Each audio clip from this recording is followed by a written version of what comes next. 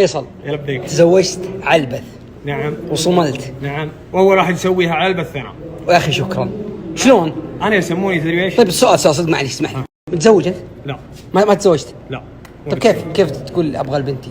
هذه بنتي انا مربيها. اوكي. هي اختي بس انا مربيها.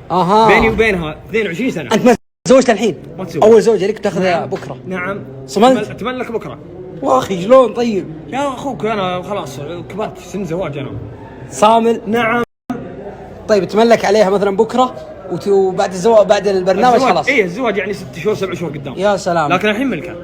صلى الله يوفقك. اول مره ياخذ راضك. يلا يا وحش يلا.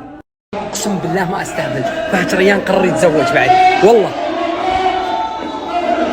وين راح يا اخوان؟ صادقين انتم؟